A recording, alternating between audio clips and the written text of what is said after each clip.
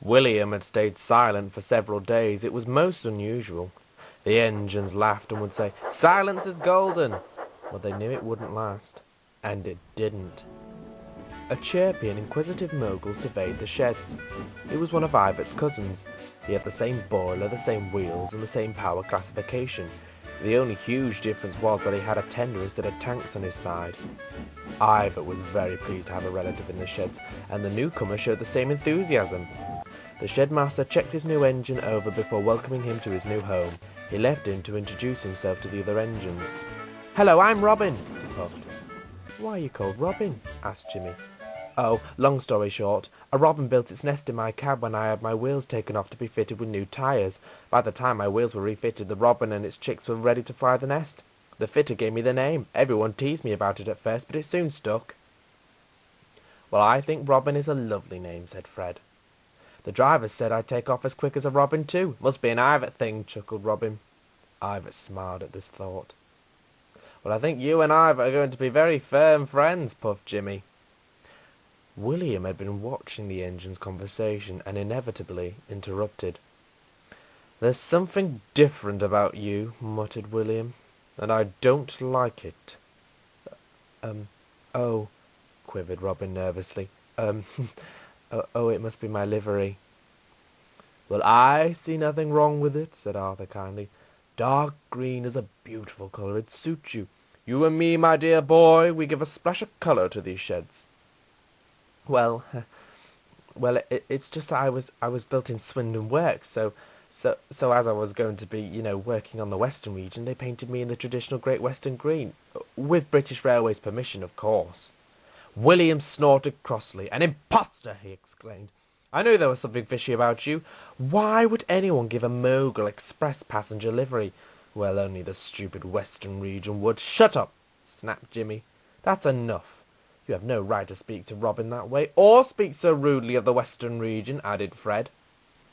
Ivor was most offended by William's harsh words. It was out of character for Ivor to ever retaliate against anyone, but William had pushed everyone too far. "Call yourself a steam engine, you're a disgrace to us all. One day you will have your comeuppance, and you will have no sympathy from any of us. It'll hopefully knock some sense into you before it's too late." The sheds fell into silence. William, realizing he was outnumbered, said no more. But William, set in his old ways, never learns his lesson. The next day, and Jimmy was sat outside the sheds building up steam. As he waited, he noticed a tender appearing out of one of the sheds. The shed-master walked across to Jimmy. "Good morning, Jimmy. How are you feeling?" he asked. "Oh, I'm fine, sir." Who does that tender belong to?" puffed the tank engine.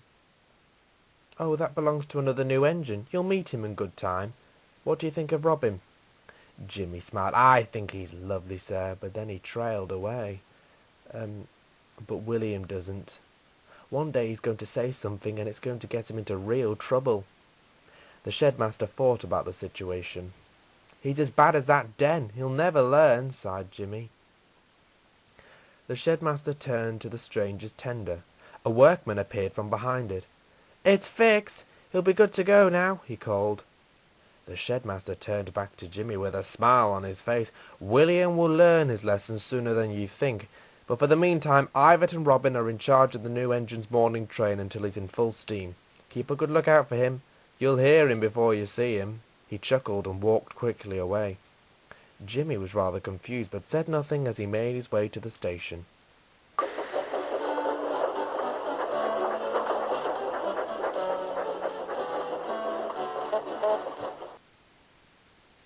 William was ready to depart with his train from the station, but not before he gave his opinion once again to Ivor and Robin. "Pah!" he huffed. "It takes two of you to make up one of me. How pathetic! Why would they build an engine as feeble as you? How do you live with the embarrassment of being weaker than a large tank engine like me?" "Well, you're just overweight, that's what you are," puffed Jimmy cheekily as he steamed in. "Run along now and work off some of that fat." Before William could answer, the guard blew his whistle and he puffed away. "Don't listen to him. He'll only get you down. Everyone else knows you're a fine engine," puffed Ivor. "He'll get tired of it soon," added Jimmy. "He's done it all to us before." "Well, he sure knows how to make you feel small," grumbled Robin. I'd defend myself if I could get a word in edgeways. Ivor promised to run off their sorrows as they stormed out of the station.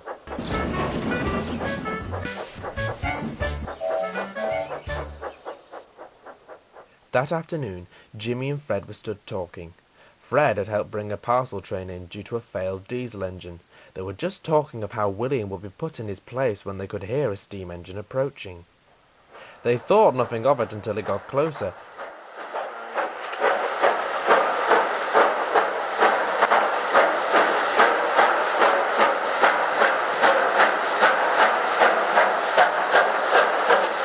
The sound was extraordinary. They had never heard anything like it. It echoed around everywhere, each blast as loud as the last.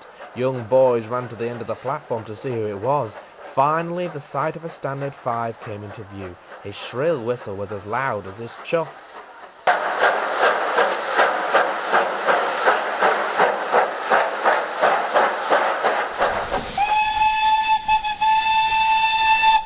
"All right there, lads," called the engine. Fred and Jimmy tried to say hello back, but were drowned out by the sounds of the locomotive. "Have you heard anything like it?" asked Fred, astonished. Jimmy agreed he never had, but remembered that this was the stranger in the sheds and told Fred everything. Maybe the shedmaster thinks this engine is going to put William in his place. He sounds pretty intimidating, but you know William," puffed Fred. "Did that engine sound like he was from Liverpool?" wondered Jimmy. "He did indeed, but you'll have to find out. I wish I could stay, but I've got to go." Fred steamed away with the empty vans. Jimmy all of a sudden felt nervous. His throat went dry, and he struggled to think of something to say. He could hear the engine running round its train and coming up alongside. Jimmy began to panic, but he needn't be, for the engine was smiling. "All right there," grinned the engine. "I'm Terry. What's yours?" I'm Jimmy," he stuttered, but he quickly recovered and greeted him to the station. Terry smiled again, but suddenly asked a quick question. "Do you know who William is? I've been hearing bad things about him."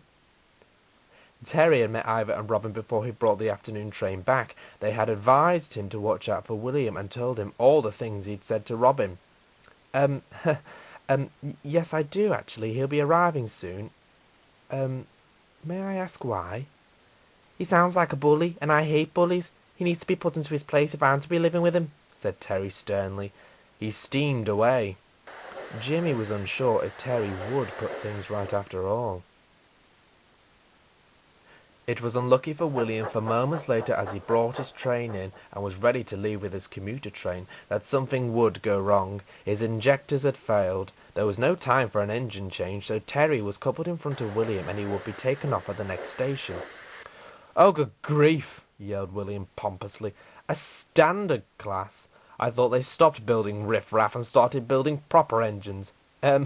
William, I wouldn't if I were you," squeaked Jimmy nervously. There was an almighty eruption from Terry's safety valve and cylinder drain cocks. "Riff-raff, you say?" cried Terry. "I'll show you." And with that he snorted out of the station, telling William just what he thought of him. William was taken by surprise, and Jimmy was worried he'd never see William again.